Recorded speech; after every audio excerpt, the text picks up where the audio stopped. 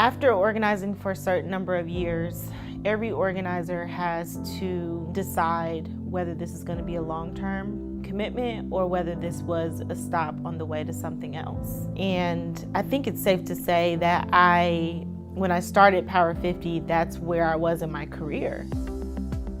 Power 50 kind of came into my life at the right time because it's really taught me useful skills, but also as a woman of color, that much needed support that is required in this political world for me and the people I mentor to be successful. It was a real just like space of getting a feel for me and understanding internally like who I am and what I'm capable of. I knew then like it's not your traditional leadership development program.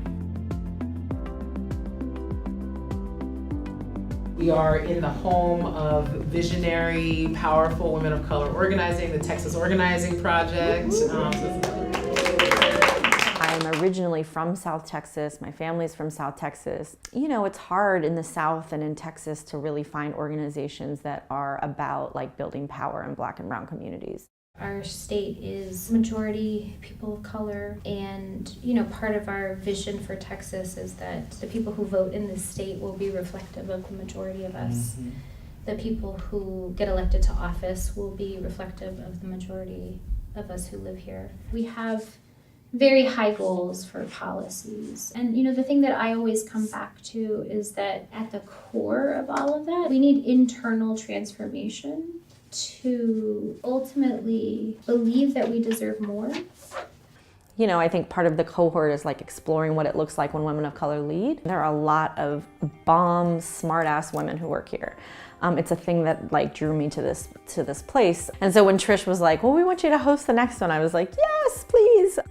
It's such an energizing group of women. Like I just feel like I could do anything. After I'm with these women, I'm just like, I got all this shit. You know what I mean? Like, and it's so good.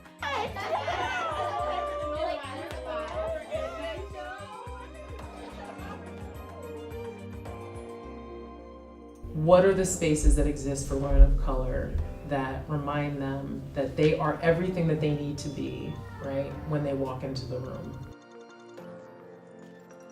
We have the joy of the women of the 116th Congress being sworn in. We felt like we had arrived, that we've won because now we have representation. But the idea is that they're supposed to show up and step in line. Not be themselves. Yes. They're not supposed to change the space. Yeah. And even their fellow Democrats, right, are in many ways sending that message. But really sort of reminded me of like why we need spaces like this. Our community's transforming just because we get people elected. That's not inevitable, but us moving into positions of power, it is inevitable. The question is, how are we going to stand in that power once we get into those spaces? That is the vision for the Power 50 space.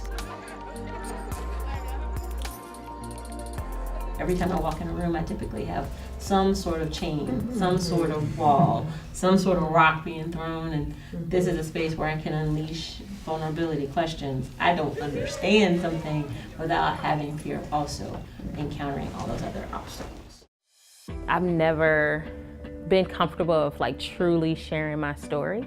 Sharing your story is what you should do. That's the only way people will actually see us. I was afraid for people to actually see me. There's like a million other steps to get there because of the wounds that we carry in our communities, right? And being patient enough, I'm a very impatient person, being patient enough to say, no, we're gonna like slow down because this is actually really important. And so we create this bubble where we're in this space together where we can really let go of that and immerse ourselves in our own spirit. It frees you, to actually say it out loud. And it's completely has transformed in how I just move in space and how my conversations with community members is totally different now. The weight of my own insecurities just has been lifted. It is part of my motivation for doing this work, right, is making the world better for people, people like my mother who didn't think that she deserved more. It was her shame, right? She was ashamed, and I was ashamed right alongside with her, but she would roll over in her grave if she knew that I tell her story now. As a way to teach other people not to be ashamed. She would be like, it's nobody's business. But it really is other people's business, right? But that is part of the transformation, right? Is to wear that as a badge of honor and to hold my head high when I think about her. The roots that exist within all of us, that like where we came from, and like the struggle of our people on this land, like that has never been a part of the conversation. So I'm hoping to really be able to use that as a tool with our members and our leaders to encourage us to like explore that a little bit more with each other.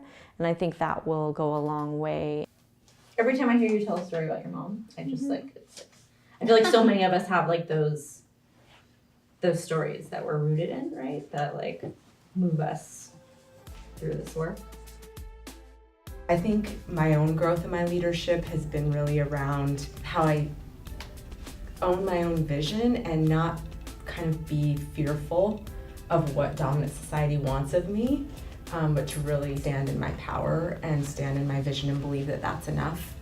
And that's what I hope to integrate into my own work in developing leaders and developing my organization. All of us struggle with like, we come here and it's like this beautiful experience and we're like, oh my God. And then the real world comes back at us hard. But now we're a part of these peer coaching groups that meet and that like have video calls with each other to really check in between the intensives. There's like some built-in accountability that is an accountability that I've never been a part of before, that is very loving and like forgiving and supportive. You all experience this, right? Where it's like, despite best intentions, like unless you carve out the space, like it gets filled in with lots of other things. To be able to like actually get some handles on what it means to practice transformative organizing and then try to apply it and then have folks to check in with, like that's a real amazing thing. La niña de nuestra tierra quieren ser libres para jugar y esta plena es para ella, pa' que la dejen vivir en paz. Y esta plena es para ella, pa' que la dejen vivir en paz. Welcome to Puerto Rico, the rich port. Welcome to the land of the Borinquen. Boricuas is what we called ourselves. It's also translated to English as brave people. So we have a rich history of not only fighting off those who oppress, but also winning for many years. I want you to understand that you're here, not as a gift, but because this is what you deserve. We're investing in you. We need you to be as big as your dreams, right? Your communities need you to be as big as your dreams. So we are here to give you the kind of space that you need to keep your minds very good.